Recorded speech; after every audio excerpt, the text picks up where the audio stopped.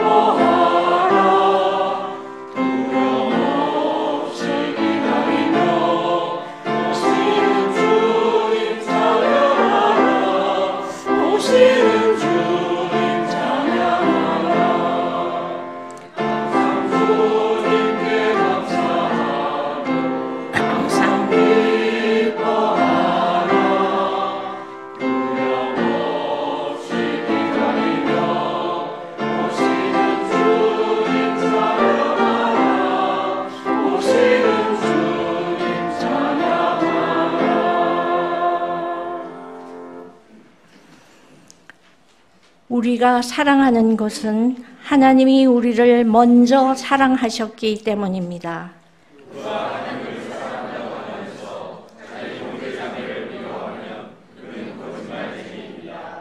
너희는 세상의 소금이다. 만일 소금이 짠맛을 잃으면 무엇으로 다시 짜게 만들겠느냐?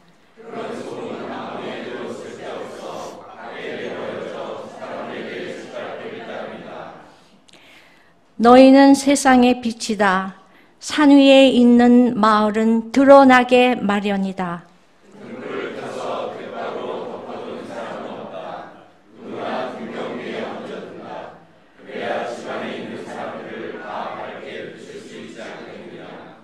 너희도 이와 같이 너희의 빛을 사람들 앞에 비추어 그들이 너희의 착한 행실을 보고 하늘에 계신 아버지를 찬양하게 하여라.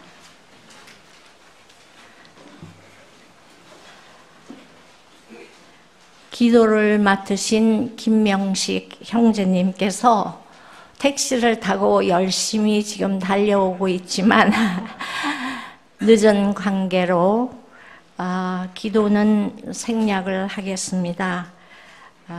제가 성서 말씀을 읽어드린 후에 성가대 찬양이 있겠습니다.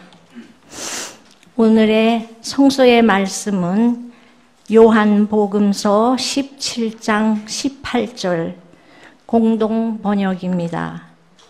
아버지께서 나를 세상에 보내신 것 같이 나도 이 사람들을 세상에 보냈습니다.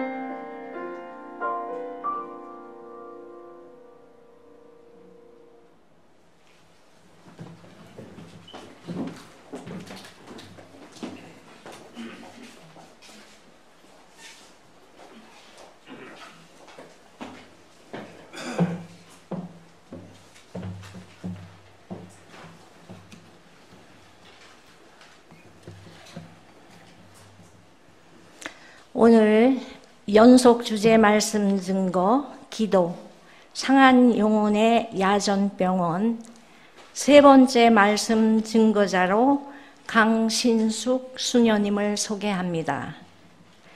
수녀님은 성가소비녀회, 가톨릭 여종들의 수도 공동체 활동을 통하여서 사도적 관상기도와 생활을 실천해 오신 분으로 이 시대에 필요한 하나님 나라의 예언직 수행이 교회 전체의 사명뿐만 아니라 평신도의 목심을 강조하셨던 것으로 알고 있습니다.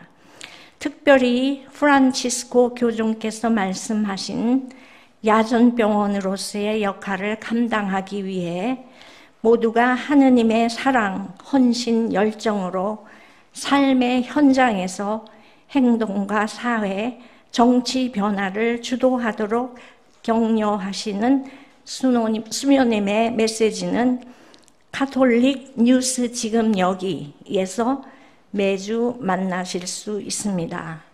구글을 찾아보시면 강신숙 찍으면 거기서 만나 뵙는 것을 저도 발견했습니다. 오늘 세상 속의 관상가라는 제목으로 말씀 나눌 때에 많은 감동 있으시기 바랍니다.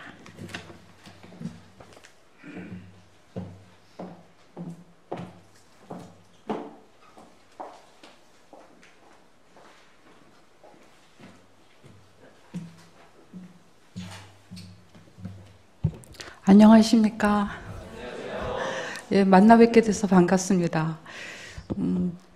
처음에 이제 저에게 이 초대를 해주신 정경일 원장님께 감사드리고요.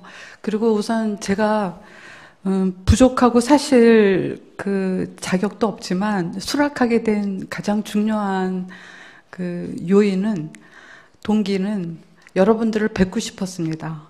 왜냐하면 굉장히 놀라웠어요.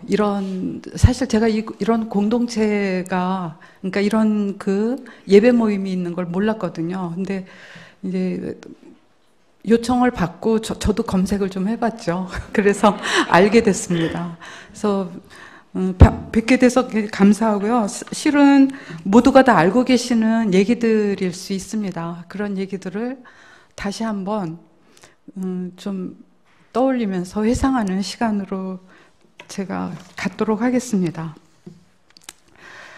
우선은 이 요청을 해오신 정경일 원장님께서 저에게 보내신 그 초대 글이 참 이렇게 마음에 와닿았어요. 물론 지금 저희 그 교종 프란치스코께서도 계속 이 말씀을 당신 즉위서부터 착자부터 지금까지 계속 줄기차게 이렇게 그 가톨릭 교회 회중들에게 말씀을 하고 계시는데 모르겠어요. 교회가 얼마만큼 응답을 하고 계시는지. 그래서 우선은 이 상한 영혼의 야전병원이라는 것이 물론 핵심입니다. 그리고 이것은 이 말씀을 제가 받으면서 아버지께서 저를 세상에 보내신 것처럼 저도 이들을 세상에 보냈습니다 하는 성서 말씀을 택했어요. 이 성서의 말씀은 물론 예수님이 가장 인간적으로 힘든, 고통스러웠을 때 제자들을 위해서 한 기도였습니다. 이제 이분은 이 기도를 마치고 당신이 곧 당신의 죽음의 시간이 온다는 걸 알고 계셨어요. 그래서 정말 그 고통의 한 중심에, 가장 중심에서 이분이 제자들을 사랑하고 제자들을 파견하십니다. 그 제자들을 보호하시는, 물론 그런 보호하는 마음도 있었지만 여기서 얼마나 이 세상에 대한 그 사랑이 간절했냐면 아버지께서 저를 세상에 보내신 것처럼 저도 이들을 세상에 보냅니다. 그러니까 아버지와 아들과 우리 모든 교회의 공동체는 세상 때문에 존재합니다. 사실. 그런데 이 세상이라는 곳이 물론 낭만적인 세상도 있겠지만 사실 모든 크리스찬은 한 가지 사명, 깨어진 세상으로 파견됩니다. 모든 크리스찬이 실제로는 이 한 가지 소명 때문에 저희가 불리움을 받고 파견되고 있거든요. 근데 이 깨어진 세상의 한 중심에서 끊임없이 우리 일생을 영위해 나가는 것이 굉장히 힘들어요. 너무나 지치고 어떤 때는 길을 잃기도 하고요. 어떤 때는 스스로가 너무 많은 상처를 받기도 합니다. 좋은 일을 하자고 나섰는데 오히려 망가지는 경우도 있고 길을 잃는 경우도 있습니다. 그럴 때 우리가 중심을 잡기 위해서 돌아오는 시간, 우리가 다시 본래의 나를 파견한 그 장소로 오는 것이 저는 기도라고 생각하고요. 그래서 이 기도는 물론 우리가 또다시 길을 잃을 것이 두려워서 기도를 못 떠나는 사람들도 있어요. 끊임없이 기도를 붙잡는 경우도 있는데, 그것은 실제로 신뢰가 없는, 그러니까 신뢰를 잃어버린 경우일 수도 있고요. 두려움이 엄습했을 수도 있는데, 어쨌든 그 모든 세부적인 일은 차치하고라도 우리가 저에게 이제 주신 것이 사회운동과 기도라는 그 파트예요. 이제 여러 파트가 있겠죠. 우리가 기도는 사적으로도 내 개인으로도 바치는 기도가 있겠지만 사회운동하면 공적인 영역이거든요. 그런데 실제로 제가 지금 말씀드렸듯이 깨어진 세상 한복판으로 파견되는 모든 크리스찬은 공적입니다. 왜냐하면 예수님이 사생활을, 물론 당신의 사생활을 보내시기도 했지만 우리가 가지고 있는 성경의 중심은 공적 무대예요. 그리고 예수님은 한 번도 사생활을 얘기해 보신 일이 없습니다. 온전히 공적인 무대, 깨어진 세상의 한 중심으로 들어가셨고 거기서 목숨을 잃고 거기서 부활하시고 거기서 다시 또 우리에게 돌아오셨기 때문에 실제로 우리는 공적인 세상의 한복판에 있다고 이렇게 생각을 해야 되겠죠. 그렇게 봐야지 될 것 같습니다. 그런데 이 운동과 그러니까 사회운동과 기도에서 저에게 이 주제를 처음에 제가 받았을 때 당장 아마도 여러분들도 왜 저 수도자가 사회운동하고 무슨 연관이 있지? 사회운동을 얼마나 할까? 이런 생각을 하실지 모르겠는데 본래 우리 교회 안에서 수도자들은 운동이었어요. 수도자 운동이라고 할 수 있습니다. 이것은 하나의 사회운동이었어요. 그래서 수도자 운동이 벌어진 4세기, 이제 그때를 우리가 주로 역사의 무대에 출연한 수도자 운동이라고 보는데요. 수도자 운동이 시작하면서 유럽 사회가 엄청나게 변혁이 됩니다. 그때 당시 4세기의 수도자들이 출연할 때는 거의 유럽을 휩쓴 것은 지금은 이제 야만인들이고 그 당시에 노르망디나 이런 데서 온 해적들, 그런 게르만 민족들, 이런 민족 대이동이 있었기 때문에 초토화됐어요. 유럽 문명 자체가. 그 문명 자체에 이들을 새롭게 개혁하고 사회를 변혁시키는 중심에 수도자 운동이 있었습니다. 그렇기 때문에 수도자들은 본래가 복음적 사회운동가라고도 할 수 있어요. 근데 이제 이런 수도회 운동이 교회 안에서 하나의 제도로 정착하기 시작을 했죠. 그래서 그런 정착하는 2000년 기간 동안 너무나 많은 변동을 겪습니다. 수도자들이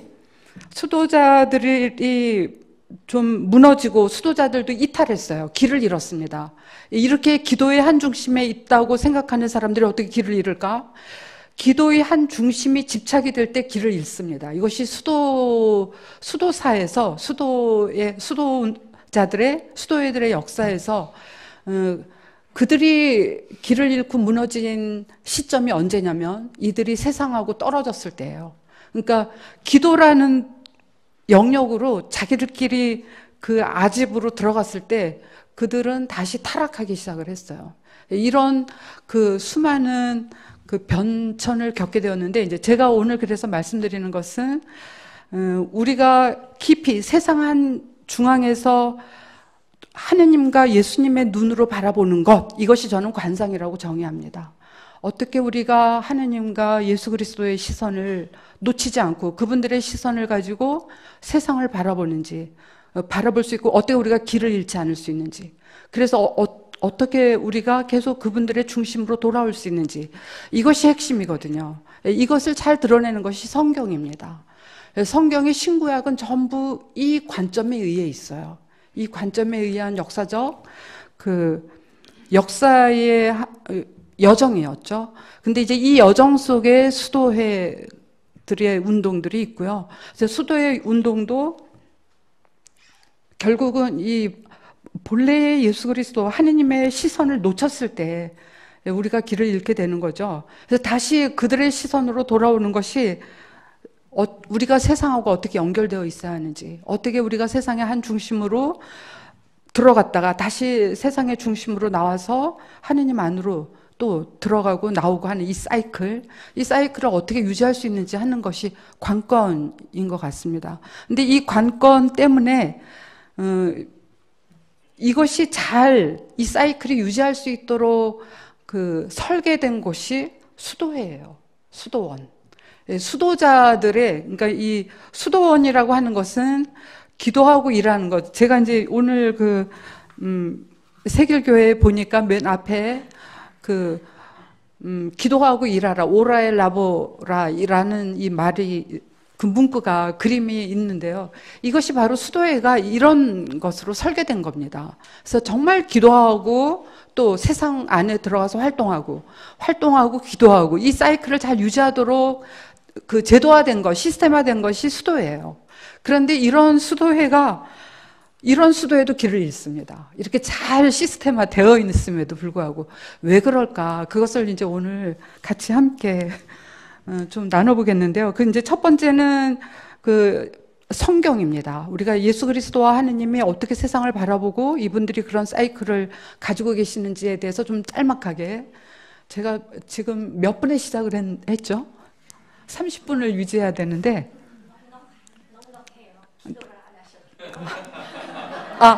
네. 고마워해야 되는 우선은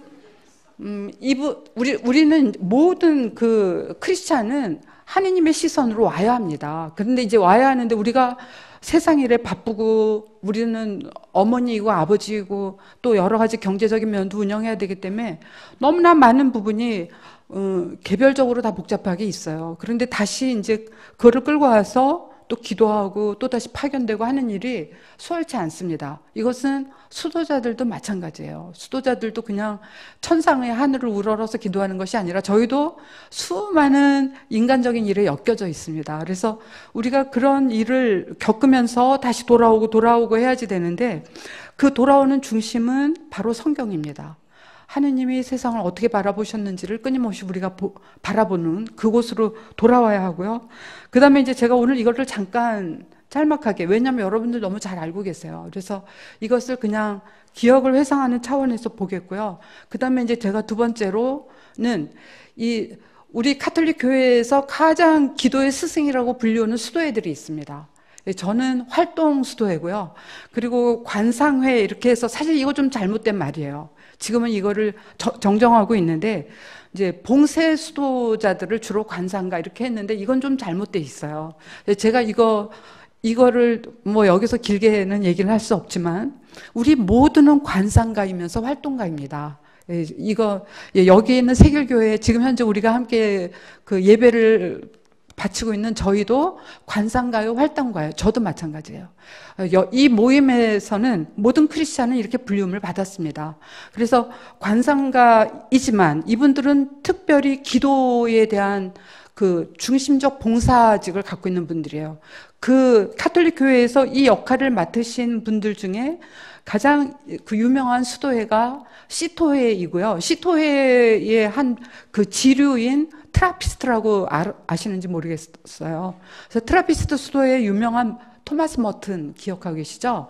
예, 오늘 토마스 머튼의 회계, 이분은 깊은 관상 수도회에 입회한 지 17년 만에 비로소 회개합니다. 어떻게 회개하는지 그거를 좀 짤막하게 그분의 이야기를 나누겠어요. 그리고 그 다음에 시토회의 계열인 알제리에서 알제리 무장 이슬람단에 의해서 참수당한 한 수도회가 다 목을 잘려서 수도자들이 전부 죽음을 당합니다. 이 알제리에 있는 아틀라스의 성모 수도회의 그 수도회를 잠깐 소개를 할게요. 왜 이분들이 이런 참수를 당했는지. 그래서 제가 왜 이런 맥락을 가졌냐면 활동과 관상이 뭔가 하는 것에 대한 우리가 그런 질문에 대해서 조금 간단하게 그거를 전체적으로 이렇게 왔다 갔다 하면서 좀 훑어보기 위해서입니다. 얼마 전에 우리가 수능을 치렀어요. 수능을 그러니까 수험생을 지닌 부모님들은 뭐 가톨릭이고 개신교고 불교고 막론하고 이제 온통 수능 시즌이 되면 다 교회로 절로 뭐 생전 안 나왔던 분들이 막 다 이제 찾아요. 얼마나 절박한지. 예, 그거는 모두가 겪었을 것입니다. 여기 앉아 계시는 분들도 수능 치르시는 분들 거의 많으실 거고요. 예, 이렇게 야단법석인 시즌이죠, 11월이. 그런데 이렇게 일구월심 열심히 기도했던 분들이 수능이 딱 끝나고 이제 전부 다 또 자기 자리로 돌아가요. 잘 나오지도 않고 이제 막 그렇게 됩니다. 이 이야기는 우리가 굉장히 사적인 영역이 실제로 운동가라고 하는 사람들은 모든 전 국민을 좌지우지하는 이런 수능에 대해서 모두는 자기 개인의 아들, 딸의 문제이지만 운동가들은 더 깊은 곳을 바라보고 있어요. 제도에 대한 문제. 우리가 제도적인 문제를 해결하지 않으면 우리는 끊임없이 수능이 바뀌어지는 것에 따라 춤추겠죠. 그리고 이 지옥을 벗어나지를 못할 겁니다. 그런데 운동가라고 하는 사람들은 제도를 바꾸기 위해서 망치를 든 사람들이에요, 실제. 굉장히 공적인 영역에 가 있는 사람들이죠. 이런 사람들이 그만한 에너지를 내기 위해서는 굉장히 많이 지칩니다. 그런데 이제 우리도 그런 공적인 영역에 있죠. 이제 내년에 우리가 그 투표 총선이 있는데 이런 총선 잘 치러야 합니다. 이 총선이 바로 제도를 움직이는 일이기 때문에 저희가 암암리 우리 사적인 영역은 공적인 영역과 연결되어 있다. 이런 것을 볼 수 있어요. 하느님이나 예수님도 마찬가지십니다. 우선은 제가 그 관상, 오늘은 세상 안에서의 관상가니까 이 컨템플레이션이라는 말을 이미 예배를 통해서 들으셨죠? 이 관상이라는 말, 컨템플레이션은 콘템플라시오, 라틴어에서도 왔지만 실제로 히라버에서 그리스어가 제일 잘 표현을 해줘요. 이 언어는. 보통 우리가 사복음서에서 나오는 예수 그리스도가 군중을 바라보다 혹은 예수 그리스도가 교회 제자들을 바라보다 할 때 이 보다라는 동사가 콘템플라시오예요. 이 언어는 히라버에서 이 언어는 히라버는 보다라는 단어, 그러니까 내가 너를 바라보다 하는 이 단어가 4가지의 동사를 사용합니다. 첫 번째는 그날 이렇게 휙 보는 거예요. 어머, 쟤는 잘 차려입었네? 이렇게 보는 거. 이거 휙 보는 겁니다. 근데 이제 두 번째는 좀 알아가는 거예요. 대화도 하고. 아, 그래서 저 사람이 이런 사람이구나. 뭐 이렇게 성장을 했구나. 이렇게 아는 거. 우리가 좀 관계를 맺을 수 있는 알다입니다. 세 번째는 좀 더 깊이 도덕적으로 알아가는 겁니다. 저렇게 많은 가난한 불쌍한 사람들이 있고, 그런 사람들을 좀 도와야지. 너무 안 됐다. 이렇게 마음이 안 됐어서 하는 거. 뭐 이런 것은 도덕적인 마음을 갖고 바라보는 거죠. 상대의 입장에서 보려고 하고 조금 더 깊은 단계라고 할 수 있어요. 이제 4번째 단계는 이제 이 3번째 단계 니체라는 철학자는 이분이 이 보다라는 동사를 가지고 이것을 철학적인 작업을 했는지를 모르겠는데 굉장히 이분의 이야기가 많이 들어맞아요. 이 히라버의 보다라는 동사에. 그래서 이분은 그 3번째 단계가 도덕가들이 보는 단계예요. 가장 그라운드까지 내려가는 단계입니다. 정말 이렇게 세상은 이렇게 해야 되지 않겠어? 이건 사회운동가들이 이렇게 바라볼 수 있습니다. 정말 제도를 바꾸고 시스템을 바꿔야 돼. 이래야지 돼. 하고 이야기하고 그리고 우리가 인생을 사는 게 이렇게 살아야 되잖아. 이렇게 초대하는 거. 그리고 또 그렇게 살아가려고 자기 인생을 설계하는 거. 모두가 그라운드, 가장 좀 깊이 바라보는 단계일 수 있습니다. 그런데 이 4번째 단계, 콘템플라시오 단계는 그 그라운드를 뜯어내는 단계예요. 우리가 이렇게 현상적으로 우리가 살아가는 세상에서 좀 착하게 살고 이런 단계가 아닙니다. 4번째 단계는 더 깊이 바라보는 단계예요. 아마도 예수님이 유대 사회에서 그냥 당신이 그라운드 정도 사는 것이 바리사이나 율법학자들, 잘 뭔가를 지키고 자기네들의 바운더리를 벗어나지 않는 거, 그리고 뭐 그 사람들이 율법 잘 지키려고 하는 거, 이런 단계일 수 있겠죠. 근데 예수님은 그 단계를 뜯어냈죠. 완전히. 이건 좀 혁명이라고 할 수 있습니다. 완전히 새로운 혁신. 이런 단계인데요. 근데 이제 니체는 이렇게 그라운드를 뜯어내는 사람들이 굉장히 무서운 사람들이다. 그리고 이런 사람들이야말로, 왜 이 니체가 이 무서운 사람들이라고 했냐면, 이거를 다, 현재 우리가 잘 살고 있는 세계를 뜯어내려고 하는 사람들. 이런 사람들은 왜 뜯어내려고 할까요? 사실 세상에 굉장히 많은 억압을 당하는 이 구조 자체를 그대로 유지하는 사람들이 아닌 거예요. 이 구조 자체를 뜯어고치고, 뜯어고쳐서 뭘 어떻게 하겠다는 건가? 이 구조에 의해서 억압당한 사람들을 세우는 겁니다. 이 사람들을 다시 중심으로 오게 하는 사람들이에요. 이거를 우리가 복음적인 언어로는 해방입니다.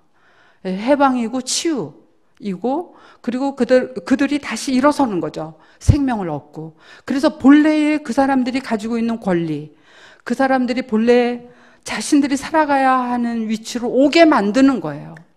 우리가 피상적으로 누구를 위해서 기도하자 이런 단계가 아니죠. 실제로 행동하는 단계입니다. 그래서 이렇게 오는 네 번째가 콘템플라시오입니다. 아주 깊이 바라보고, 그리고 문제를 바라보고, 그리고 다시 그들을 살아가게 하는 것이 무엇인가 하는 것을 보게 하는 것이죠. 이것이 바로 우리가 예수님이 5,000명을 먹이신 기적, 군중을 바라봤던 그 보다라는 동사에 이 동사가 쓰입니다. 많은 군중이. 근데 보통 제자들은 돌려보내려고 했죠. 근데 예수님은 거절했습니다. 너희들이 주어라. 이렇게 우리가 보통 쉽게 살아가는 그 상식의 선을 거절하시죠. 완전히 다르게 바라보고 계신다는 겁니다. 주로 우리가 성경에서 예수님이 바라보는 것이 다 이렇게 바라보는 것입니다. 뭐 너무나 많아요. 예를 들면 풍랑에 시달리는 배를 기도 중에 제자들이 탄 배가 뒤집어 엎어지는 위험에 있는 것을 보고 무리를 걸어오시죠. 이것은 하느님이니까 이런 기적을 하시지가 아닙니다. 우리도 할 수 있다는 것이죠. 우리가 새롭게 교회가 경랑에 휘둘리는 것, 어떤 한 공동체가 위기에 빠져 있었을 때 뛰어드는 것, 이것이 바로 헤쳐나가다 하는 그들을 위해서 걸어나가는 행위, 이것이 모두 깊이 바라보는 행위에서 나오는 행동이라는 겁니다. 우리가 구약에서 저는 이제 제가 제일 좋아하는, 그리고 반드시 잊으면 안 되는 구약의 성서 구절은 탈출기입니다. 탈출기 3장 7절부터 9절의 말씀인데요. 제가 이것이 하느님이 세상을 어떻게 바라보는가 하는 것을 굉장히 잘 드러내주는 하느님의 관상적 태도, 관상이 곧 행동을 불러오는 태도라고 볼 수 있습니다. 하느님이 불붙는 떨기나무에서 모세를 부르죠. 모세에게 이렇게 이야기합니다. 나는 이집트에 있는 내 백성이 겪는 고난을 똑똑히 보았고, 정말 고통당하는 사람을 보는 거죠. 똑똑히 보았고, 작업 감독들 때문에 울부짖는 그들의 소리를 들었다, 보다, 듣다. 오늘 안내하시는 분이 이것을 도입하셨어요. 우리는 봐야 하고 똑똑히 들어야 하고 이것을 이렇게 도입을 하셨는데, 바로 그겁니다. 정녕 나는 그들의 고통을 알고 있다. 여기 보다, 듣다, 알다. 이것이 관상의 굉장히 중요한 용어입니다. 관상은 그냥 이렇게 뜬구름 잡는 것도 아니고 멍 때리는 작업도 아닙니다. 정말 관상은 실제로 깊이 보고 깊이 듣고 그리고 깊이 인식하는 겁니다. 그래서 이게 콘템플레이션은 아마 사전을 찾아보시면 깊이 사유에 많은 방점을 찍고 있어요. 콘템플레이션은. 이것이 바로 하느님의 행위인데요. 이 하느님이 당신이 이 깨어진 세계를 바라보는 심정이 콘템플레이션에서 가장 중요한, 콘템플레이션의 핵심은 이 콤파시온입니다. 콤패션이라는 거. 콤패션 아시죠? 콤파시오네, 이렇게 콤파시오. 라틴어로 이렇게 되어 있는데요. 함께 가장 깊은 고통을 겪는 그 마음의 중심입니다. 컴패션과 콘템플레이션은 같이 묶여 있습니다. 그래서 우리가 정말 그 사회적인 감수성이든가, 이 운동가들은 사회적 감수성이 탁월한 사람들이에요. 깊은 사회적 감수성을 가지고 있든가, 아니면 다른 고통받는 상대에 대해서 감정이입하는 거, 공감하는 거, 이 탁월한 공감 능력이에요. 그래서 콘템플레이션에는 공감 능력이 없는 사람들은 콘템플레이션 할 수 없어요. 정말 이제 이게 사람마다 달라요. 어떤 사람은 막 또 컴패션밖에 없는 사람들이 있어요. 너무나 가슴이 아파서 막 이미 다 울고 그리고 손 털고 가는 분들도 있는데, 그런 것이 아니라 이 컴패션은 콘템플레이션하고 연결되어 있습니다. 그래서 다시 활동으로 내가 가서 일으켜줘야지 돼. 이 행동으로 옮겨가는 사람들이에요. 그래서 이 마음과 행동이 연결되어 있는 거, 콘템플레이션에 컴패션이 연결되어 있다는 거. 그리고 하느님의 행위는, 저는 가장 신적인 행위가 뭐라고 생각하십니까? 이렇게 묻는다면요, 컴패션이에요. 정말 우리가 마음이 동하지 않는 행동은 얼마 못 갑니다. 그건 휩쓸려가는 행동이에요. 그런데 보는 행동, 사냥꾼은 사냥감을 보기 때문에 끝까지 가는 거예요. 우리가 어떤 표적을 잃지 않는 게 중요한데, 이것이 바로 콘템플레이션, 정말 보고 듣고 아는 것이죠. 이것을 하기 위해서, 이것을 정말 적극적으로 자기의 모든 것을 버리고 이것을 따라간 사람들이 있었어요. 교회 역사 초기에 이들이 수도자들이었습니다. 수도회 운동은 여기서 비롯됐어요. 정말 이런 심장을 가지고, 그리고 이렇게 하느님의 중심에 서서 모든 걸 버리고 하느님을, 예수 그리스도를 따르겠다 하고 나타난 운동이 수도회 운동이었습니다. 왜 수도회 운동이 벌어졌냐면요, 수도회 운동이 벌어졌을 땐 교회가 그만큼 기울어져 있었기 때문에 그래요. 교회 안에 교회가 너무나 그때 제국 그 사회하고 로마 제국 시대하고 병합했기 때문에 교회가 제국화되었을 때, 그때 수도회 운동이 일어났고 복음적인 운동이 일어났던 것이죠. 그래서 복음적 운동은 주로 카리스마 운동, 영의 운동이라고 이렇게 부릅니다. 그래서 보통 제도화는 규칙과 그리고 법을 가지고 있기 때문에요, 고정되어 있습니다. 물론 제도를 우리가 다 버릴 수는 없어요. 제도는 안전망이기도 하기 때문에, 뭔가를 보호하는 안전망이기 때문에 필요하지만, 그 안전망 내부에 있을 때는 고인물이 된다는 것이죠. 이 고인물을 뚫어내고 열어내는 것이 영의 운동입니다. 그래서 교회 안에는, 이제 저는 이 세길 교회가 바로 그런 역할을 하고 있다고 생각을 하는데요. 우리가 교회 안에서 이제 수도자들이 이런 역할을 했습니다. 수도자들은 그 제도에 매이지 않고 끊임없이 새로운 영적 운동을 일으킨 거예요. 영의 운동을. 그래서 이제 제도교회와 충돌하기도 하고요. 그리고 제도교회와 어떤 때는 타협하기도 하고, 어떤 때는 제도교회 바깥에서 제도교회가 하지 못하는 수많은 복음적 일을 해나갔습니다. 이들이 주로 이 수도의 설립자들이에요. 그래서 여러분들이 오늘 오라일 라보라라는 이 유명한 문구를 남긴 베네딕토 성인이 바로 이제 우리 서구 카톨릭에서는 이제 수도회의 아버지다 이렇게 불리우는 분인데, 이분 같은 경우가 바로 이 야만인들을 문명화시킨 베네딕토가 그런 수도의 계열이었습니다. 그래서 이분들이 유럽 사회에 굉장히 엄청난 많은 일을 행했죠. 그 다음에 베네딕토회가 이제 좀 길을 잃고 있었을 때 등장한 것이 프란치스코회 수도회입니다. 유명한 아시시의 프란치스코 성인을 알고 계시죠? 아시시를 방문하면 만나보실 수 있는 수도회인데요. 이 아시시의 프란치스코는 부유한 자기의 모든 전 재산을 버리고 호롤, 가난, 청빈 운동을 일으킵니다. 그러니까 부유했던 교회에 저항을 한 운동이었죠. 그래서 청빈 운동을 일으키면서 교회가 다시 복음적 가난을 되찾을 수 있도록 그렇게 굉장히 이제 임팩트한 방법을 사용해서 청빈 운동을 일으킨 분들입니다. 굉장히 많아요. 제가 모두 다 열거할 수는 없습니다.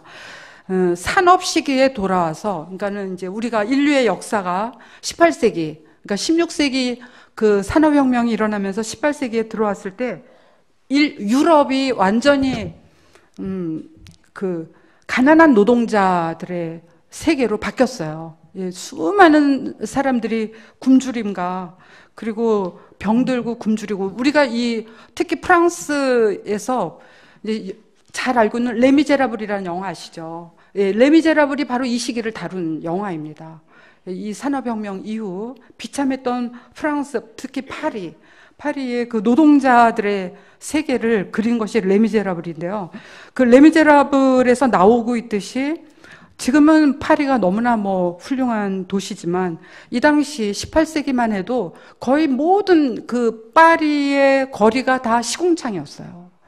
막 쥐들이 들끓고 그리고 병든 사람들이 거리에 다 널브러져 있었고요. 너무 가난했기 때문에. 그리고 모든 레미제라블에서 나오는 그 이를 뽑아서 자기 아이에게 빵을 사주는 그 엄마의 모습이 나오잖아요. 그것이 실제였습니다. 그걸 이게 빅토르 위고가 그 소설화 시켰는데 사실이었어요. 그래서 이때 수많은 수도회가 일어납니다. 이 가난한 사람들을 위해서 헌신하는 수도회가. 그 중에 한 수도회가 지금은 이제 빈첸시오 성인이 그 루이지드 마리악이라는 지금 다 이제 성인품에 오른 분들이지만 이분들이 애덕의 딸이라는 수도회를 세워요. 그래갖고 이 가난한 사람들을 위해서 헌신하는 그 수녀회를 세우는데 그 당시에 이런 활동 수녀회는 수녀라고 취급을 하지 않았어요. 그때는 수녀들은 다 봉쇄 생활을 했습니다. 그런데 처음으로 교회는 이런 활동 수녀들을 완전히 금지시켰어요. 교회 법으로. 그래서 교회법을 어겨서 이런 수도회를 해야 되는데, 그러니까 제도를 거스르는 거죠. 이런 것을 거슬러서 이 루이지드 마리악이 수녀회를 창설합니다. 그리고 교회가 끊임없이 박해를 함에도 불구하고 이 수녀들과 함께 거리마다 이런 병자와 그리고 길을 잃고 고아들 이런 아이들을 위해서 특히 여성들을 위해서 매매춘하는 여성들 너무나 가엾은 사람 하루에 빵 한 덩어리를 얻기 위해서 자기 자신을 다 내버린 사람들을 위해서 온전히 헌신하는 여성들을 모아요. 그래서 그 여성들이 거리마다 일을 하고 경무에 시달립니다. 정말 눈 뜨면 이 사람들이 다 그렇게 가엾게 돌보지 않으면 다 죽어가니까 그런 경무에 시달리던 그 애덕의 딸 수녀님들이 어느 날 루이지드 마리악을 찾아와서 울면서 얘기를 해요. 우리도 다른 저 봉쇄 수녀들처럼 우리도 저런 회랑 넓은 그 잔디밭이 있는 회랑에서 그 고요한 수도회 안에서 우리도 거닐면서 기도하고 싶다. 우리도 그렇게 봉쇄 수도회가 되게 하자. 그래서 우리도 관상하고 싶고, 우리도 늘 하느님의 말씀을 듣고 싶고, 우리도 늘 24시간 기도하면서 저렇게 살고 싶다. 그렇게 하면 안 되겠느냐. 루이즈를 찾아와서 이렇게 딸들이 눈물을 흘리면서 얘기합니다. 그때 루이지드 마리악이 유명한 말을 남겨요. 자기 딸들이요. 당신들이 원하는 회랑은 바로 이 도시의 골목마다 이 더러운 짐쿠렁이 여기가 당신들이 걸어야 할 회랑입니다. 그리고 당신들이 24시간 하늘을 향해서 그 기도해야 하는 그 예수 그리스도가 바로 이 가난한 사람들 속에 있습니다. 그들에게 경배하고 조배하십시오. 이런 말을 남깁니다. 이 말은요, 관상가들은 정말 그 활동가들, 운동가들, 그리고 세상 한복판에서 자기가 복음적 활동을 수행해 나가야 하는 이 지치고 피로한 사람들, 예수 그리스도가 이런 일을 하셨죠. 정말 그분은 쉴 틈이 없었습니다. 얼마나 쉴 틈이 없었으면 잠자는 시간을 쪼개서 기도하셨죠. 이렇게 쉴 틈이 없는 사람들이 당신들이 해야 할 관상은 그들 안에 있습니다. 이렇게 말을 남겼어요. 이것이 바로 활동 수도자들에게는 굉장히 천금 같은 말이 되었습니다. 모든 활동 수도자들은 사실 힘들고 피곤해요. 굉장히 지쳐있고. 그런데 우리가 이제 저 같은 활동 수도자들이 힘을 얻고 다시 용기를 얻는 것은 제가 헌신하는 그 현장입니다. 우리는 그 현장이 저에게 하느님의 얼굴로 다가오지 않는 한 우리는 힘을 얻을 수 있는 곳이 없어요. 정말 그 현장이 바로 하느님이 일하고 있는 그 현장이다라는 것을 우리가 놓치지 말아야 한다는 것이죠. 바로 이것이 루이지가 이야기한 것입니다. 하느님의 현존에 대한 체험. 그래서 일은 일이고 열심히 막 병원에서 환자들을 간호하고 그리고 또 고아들을 먹이고 입히고 그렇게 하고 나서 또 돌아오면 기도를 하는데 이것이 기도야. 그리고 그거는 일터야. 이렇게 해서는 안 된다는 것이죠. 이 일터가 우리에게 영감을 불러일으키고 그 일터가 힘을 주고 그 일터가 나를 회개시키는 장소이다라는 것입니다. 저는 이것이 굉장히 중요하다 생각해요. 언제 우리가 수도자들처럼, 수도자들은 굉장히 무슨 고요한 사이클을 가지고 있는데 오히려 이것이 수도자들을 망가지게 할 수도 있습니다. 이 사이클 자체가. 요자는 뭐냐면요, 우리가 늘 하나님의 현존과 시선을 떼지 않는다면 그것을 떼지 않는 것이 가장 중요하다라는 것이죠. 언제든지 이 현장이 우리에게 영감을 줄 수 있어야 한다라는 것이 바로 이 루이지가 우리에게 한 이야기고요. 저희 활동 수도자들은 이런 말씀을 잊지 않기 위해서 굉장히 노력하고 있습니다. 잘 되지는 않지만. 그 다음에 토마스 머튼입니다. 이 토마스 머튼이 바로 이 엄률 수도회, 여기 이 트라피스트는 어느 정도냐면요, 이 침묵을 지키기 위해서, 그러니까 형제가 기도하는 시간을 방해하지 않기 위해서 물론 식사 시간도 다 침묵으로 식사를 하고요. 그리고 이분들이 작업을 하면서 이분들도 일을 해요. 생활비를 법니다. 근데 이제 이렇게 작업하는 시간에는 수화로 얘기를 해요. 이 침묵을 그 정도로 지킵니다. 그리고 이들이 기도할 때는 이렇게 두건을 눌러 쓰죠. 옆에 형제들을 때문에 분심하지 않기 위해서. 모든 이분들의 24시간은 고요와 침묵, 그리고 깊이 하느님을 관상하는 것에 맞춰져 있어요. 모든 것이. 작업할 때도 이야기하지 않습니다. 특별한 이야기는 다 수화로 해요. 아주 긴급한 일이 아니면. 그 정도로 철저하게 이 침묵을 위해서 기도를 지키는 분이에요. 수도회입니다. 근데 이 머튼이 수도회에 입회하고 17년 만에 이제 이분이 자기가 살고 있는 한 도시에 나오게 됐어요. 그 도시가 어떤 도시 중심이냐면 상가. 굉장히 사람들이 북적거리고 마치 명동 같은 데예요. 그렇게 북적거리는 아주 중심 거리에서 이분이 상가 중심에서 이렇게 있다가 문득 깨닫습니다. 이 깨달은 이야기를 제가 좀 들려드릴게요. 빨리 끝내야 되나요? 몇 분 남았죠? 예. 이분이 이렇게 이야기합니다. 예. 상가 중심에서 이제 그러니까 이분의 글에는 이것이 있어요. 우리 수도회가 가장 가까이 위치한 도시 루이빌 4번가 월러 스트리트 한 모퉁이 이렇게 나와 있어요. 얼마나 이때 체험이 강렬했으면. 이거는 마치 요한복음서에서 세자 요한 제자들이 예수님을 만난 그때가 오후 4시였다를 기억하는 것처럼 그렇습니다. 예, 그때 이분이 이렇게 그것을 회상했어요. 상가 중심에서 나는 감격하여 어찌할 바를 몰랐다. 나는 거리를 오가는 이 사람들을 사랑했다. 그들은 나의 것이고 나는 그들의 것이었다. 비록 서로 낯선 사람들이었지만 서로 이질적인 사람일 수 없음을 나는 깨달았다. 이로써 나는 격리된 꿈에서 모든 것을 단념하는 세계이자 거룩한 곳이라 여겨지는 이 특별한 세계에 관한 거짓된 자기 고립의 꿈에서 깨어났다. 예, 수도자가 세상을 고립해 있을 때 거짓된 자기 환상에 사로잡힐 수 있었고요. 토마스 머튼은 실제로 자기 망상에서 깨어납니다. 사람들을 바라보면서 그것을 이야기하고 있는 거예요. 세상과 격리된 삶을 사는 거룩한 존재, 이 수도자잖아요. 거룩한 존재라는 망상은 모두 꿈이다. 이는 내 소명을 의심하거나 내 수도원 삶의 진정성을 의심해서가 아니다.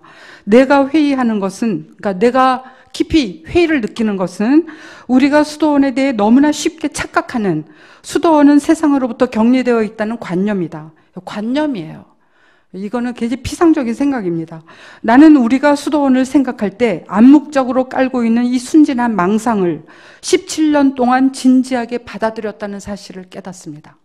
자기가 어떻게 망상에 있었는지. 인류의 구성원이 된다는 것은 영예로운 운명이다. 저는 이건 너무나 이 말이 감동이었어요. 예, 우리가 인류의 한 구성원이 된다는 것은 영예로운 운명이다. 나는 내가 인간인 것에 대해서 하느님께서 몸소 강생하신 인류의 구성원이라는 사실에 대해 헤아릴 수 없는 기쁨을 느꼈다. 예, 토마스 머튼은 세상을, 사실 이분은 그 유명대 교수였었어요. 굉장히 똑똑한 사람이었죠. 근데 여기서 고요한 하느님과 함께 있겠다고 수도원으로 온 거예요. 그런데 수도원에 있다가 다시 세상으로 돌아갑니다. 이것이 바로 이 월럭가에서의 이분의 토마스 머튼의 결정적 회개입니다. 그래서 우리가 정말 세상과 그 중심을 이루어야지 된다라는 것에 대해서 소개해 드리는 거예요. 그래서 이 토마스 머튼은 이렇게 폭탄 테러가 난무하고 여전히 전쟁의 위협을 겪고 있고 인종차별이 만무하고 그리고 매스미디어가 이제 완전히 세계를 지배하고 거대 기업이 그 꿈틀대는 이런 혁명의 시대에 내가 세상에 살고 있다. 그런데 만일 사람들이 이렇게 이 시대와 연결되어 있지 않다면 이제 이분이 어떻게 성찰을 하냐면요. 그는 이렇게 세상에 떠나서 나는 좀 조용히 고요히 살고 싶어. 이런 유혹을 느끼는 사람들은 더 이상 세상을 뒤엎고 있는 악과 폭력 앞에서 죄 없는 방관자로 살아갈 것이다. 이 방관자라는 것은 이제 없음을 자각하는 것이다. 방관은 자체가 공범이다. 절대로 내가 이런 세계를 피해 나가서 거룩하게, 내가 거룩하게 하느님하고 늘 같이 있고 이렇게 하는 것은 사실은 공범이라는 것입니다. 우리는 어쩔 수 없이 우리는 하느님에게, 예수님에게 이끌려서 다시 세상 속으로 들어가야 하는 것이죠. 그래서 이 예언적 사명을, 책임을 누구든지 이 책임에서 면피될 수는 없다. 면해질 수는 없다라는 것이죠. 그래서 이 환상에서 깨어나는 것이 굉장히 중요하다. 우리 모두가 일정 부분 나는 이렇게 열심히 일했으니까 다음엔 좀 쉬어야지, 좀 쉴래, 그리고 다음에 교회 나가겠습니다, 이렇게 하는 것은 넌센스다라는 겁니다. 그래서 예언자는 필시 이 세상 안에서 그 세상 한복판에서 살아가는 관상가인데요. 그래서 머튼은 이제 이분이 68년도에 방콕에서 한 세미나에 참석하다가 목숨을 잃어요. 너무나 아까운 나이에.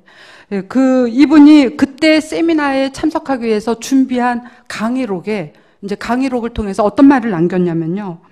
수도승은, 그러니까 이렇게 깊이 기도를 한다는 수도승은 본질적으로 현실 세계와 그리고 이 현실 세계에 있는 사람들에 대해서 비판적 태도를 갖추면서도 컴패션을 유지해야 한다. 깊은 연민과 비판을 유지해야 한다. 그러면서 토마스 머튼의 이분이 결정적인 회개는 가면을 벗는 일. 관상의 가장 중심에서는 그 삶의 본질은 사실 자기 자신에 대한 환상, 자기 자신에 대한 망상과 직접 대면하는 일이다. 이런 것을 성찰했어요. 성찰한 것을 남겼습니다. 그 다음에 이제 제가 이제 좀 짧게 바로 이 머튼과는 좀 다르게 사실 이 머튼은 한나 아렌트라고 아시죠? 한나 아렌트에 의해서 굉장히 이분이 그 아렌트 인간의 조건이라는 책을 읽고 자기가 어떻게 환상 속에 있었는지를 깊이 깨달았다 그래요. 그런데 이 한나 아렌트의 예루살렘의 아이만이라는 유명한 책이 있죠. 우리나라에도 번역되어 있는데 이 아이만 같이 될 수 있다는 겁니다. 우리가 잘못 기도한다면, 우리가 잘못 그 신앙생활을 한다면 아이만처럼 살아갈 수 있다. 저는 이번에 그 조국 사태를 바라보면서 그 검찰과 언론이 이 정말 이 시대의 아이만이구나, 이런 생각을 했어요. 이 아이만이 가지고 있는 결정적인 그 악의 평범성, 이게 이제 한나 아렌트가 한 그 언어인데요. 이 악은 뭐였냐면요, 생각이 없는 겁니다. 생각 없음. 이 아이만이 1년 동안 줄곧 그 유다 예루살렘 법정에서 이 말을 했어요. 나는 상관의 명령에 복종하는 군인이다. 그래서 유대인들을 죽였다. 유대인들 대학살에 가담했다. 이 말을 1년 동안 앵무새처럼 반복했어요. 이거를 1년 동안 이 한나 아렌트가 그 법정을 지켜보면서 맨 마지막에 내린 것이 바로 이 유명한 얘기입니다. 그냥 생각이 없어요. 명령에 복종하다. 그냥 명령에 복종하는 겁니다. 아무 생각이 없어요. 이 두 번째 가장 중요한 게 타자, 고통받는 타자의 입장에 대한 공감의 부재입니다. 예, 고통받는 사람들을 공감하지 못하는 무능함. 예, 이 무능함이 이런 그 기계적인 사고를 내고요. 그래서 우리가 공감하는 것은 얼마나 중요한가 하는 거죠. 예, 그런 통찰입니다. 예, 우리 모두는 아이만이 될 수 있다라는 것을 한나 아렌트가 결론을 냈죠. 예, 이 아이만의 부활을 보는 것 같았어요. 저는 이번에.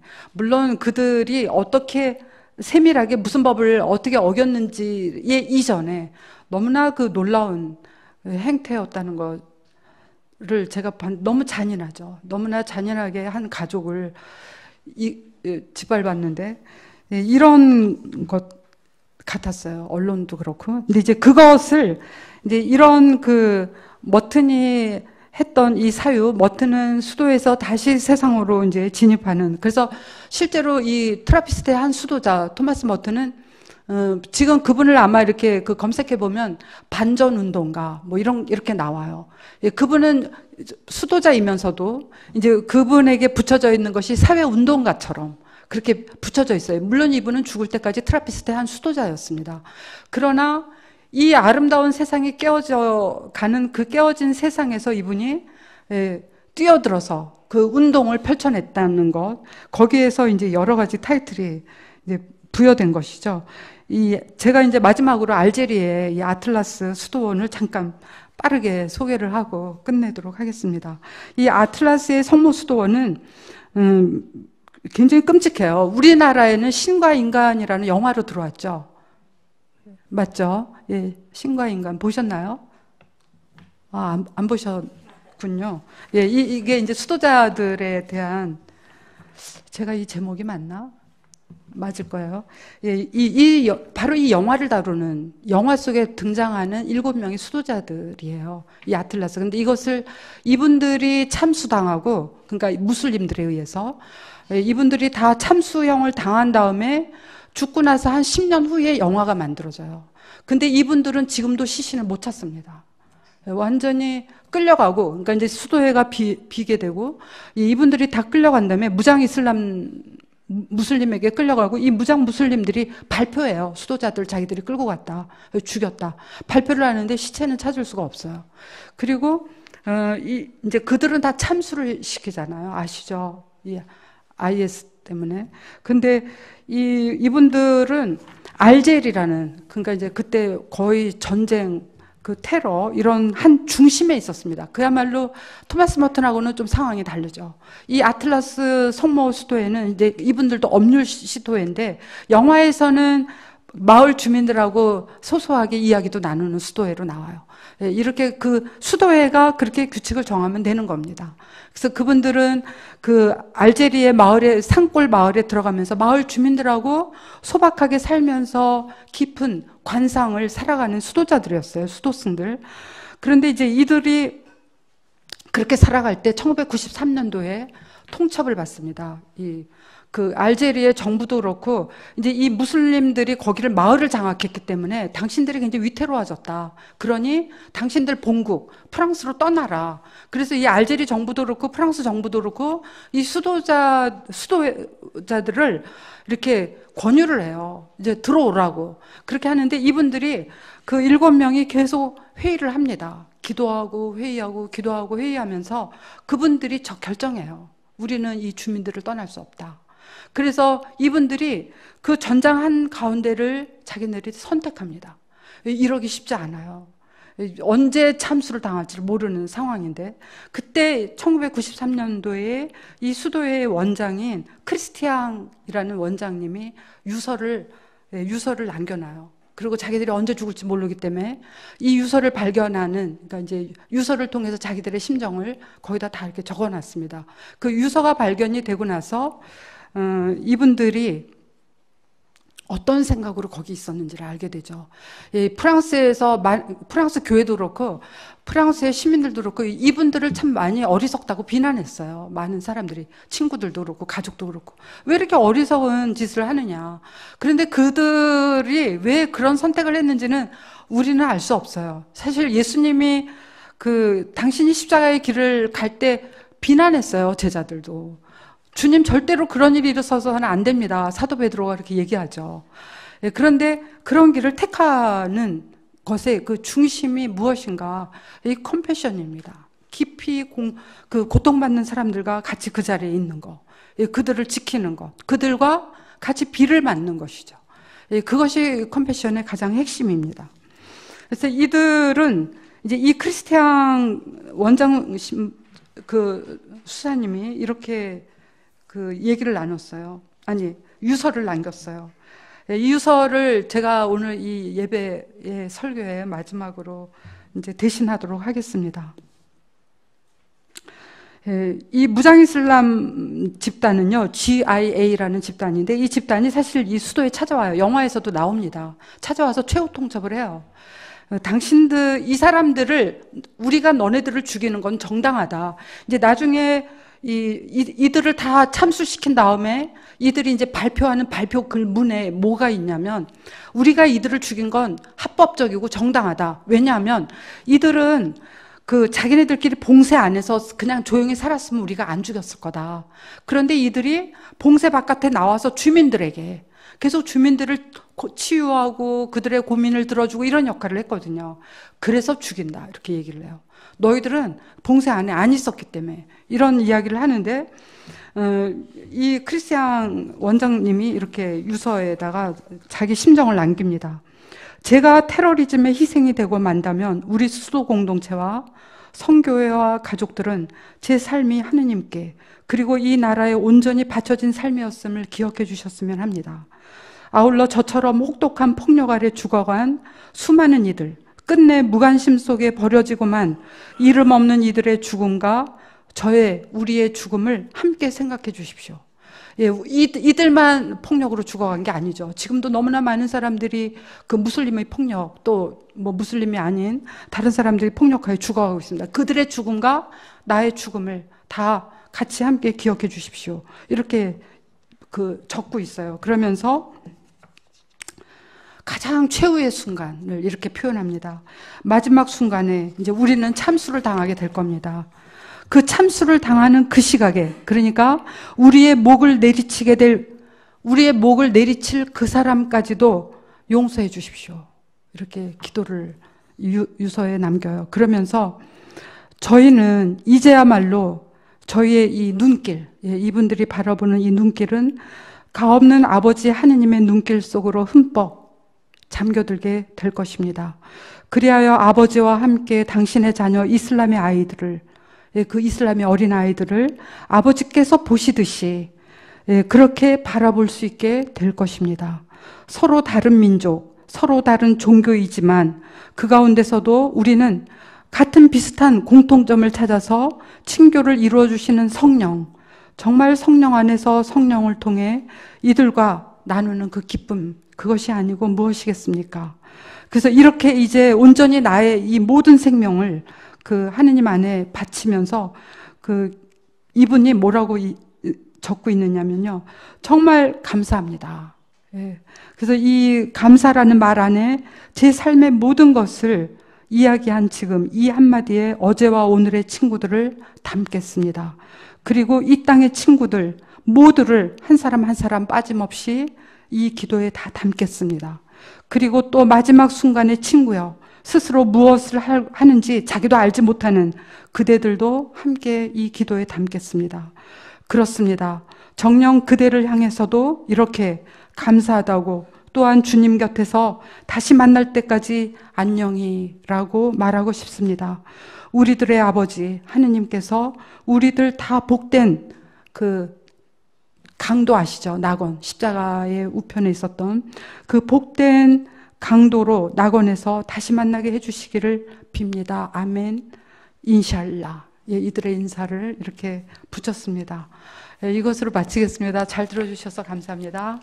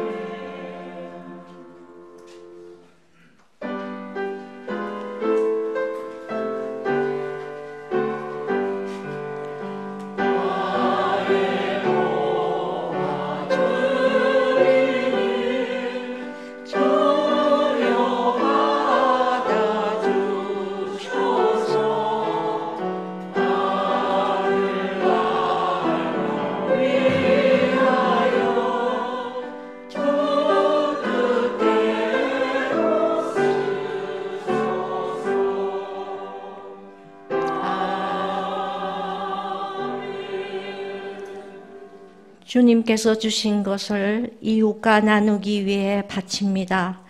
이 땅의 정의, 평화, 생명을 위해 쓰이게 하소서. 아멘. 얼마 전 친구가 보내온 한 편의 시를 먼저 소개합니다. 이호준님의 11월이라는 시입니다. 괜히 11월일까? 마음 가난한 사람들끼리 따뜻한 눈빛 나누라고, 언덕 오를 때 끌고 밀어주라고, 서로 안아 심장 데우라고, 같은 곳 바라보며 웃으라고, 끝내 사랑하라고, 당신과 나 똑같은 키로 11 나란히 세워놓은 게지. 너와 내가 11자로 모인 공동체, 세상으로 이어지는 한 사람 한 사람을 위해 기도하겠습니다. 헨리 나우엔의 춤추시는 하나님, Turn my mourning into dancing 이라고 영어로 되어 있었습니다. 고독과 고독이 만날 때라는 챕터에 있는 말입니다. 공동체란 외로움에서 자라날 수 없다. 공동체는 자신이 사랑받는 사람임을 깨닫기 시작한 사람이 다른 사람을 사랑받는 사람으로 볼 때 생겨난다. 내 안에 살아계신 하나님이 그 사람 안에 거하시는 하나님과 인사하는 것이다. 무한한 사랑의 유한한 표현으로 인간을 바라보는 것이다. 너와 나의 기도가 나아가서 우리 공동체가 이 세상 속에서 상한 영혼의 야전병원 역할을 하고 있는지 함께 기도하겠습니다.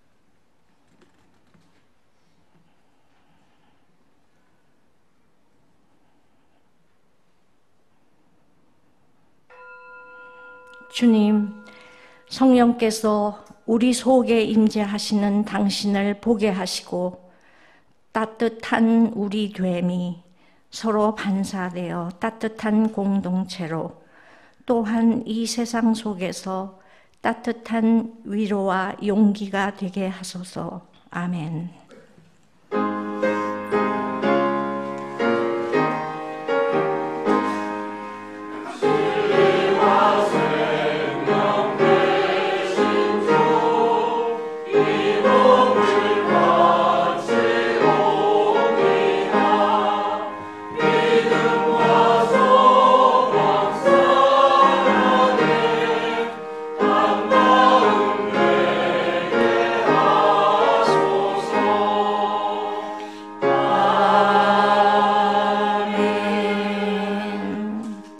세길신앙 고백 다 같이 하겠습니다. 우리는 우주 만물을 창조하시고 역사를 주관하시며 부모 인도하시는 하나님을 믿습니다. 우리는 모든 악으로부터 우리를 해방하여 새 사람으로 일으켜 주시는 예수 그리스도를 믿습니다. 우리는 모든 생명들이 소통하도록 이끌며 고난과 절망 속에서도 우리에게 언제나 새로운 희망과 능력을 주시는 성령을 믿습니다. 우리는 교회가 예수 그리스도의 십자가 부활에 동참하고 자매들이 형상을 창조의 구성과 완성을 위해 인간의 생명과 도움을 지키기 위해 하나님의 정의와 평화의 실현을 위해 우리의 삶을 갖습니다. 우리는 자신을 비우고 고통받는 모든 하나님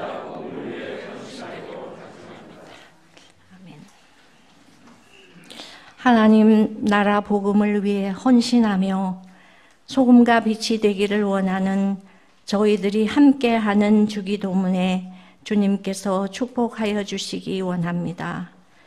하늘에 계신 우리 아버지여, 이름이 거룩히 여김 받으시오.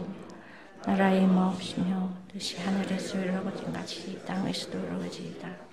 오늘날 우리에게 일용할 양식을 주옵시고 우리가 우리에게 죄진 자를 사하여 준 것 같이 우리 죄를 사하여 주옵시고 우리를 시험에 들지 마옵시고 당에서 구하옵소서. 대개 나라와 권세와 영광 영원히 삼나이다. 아멘.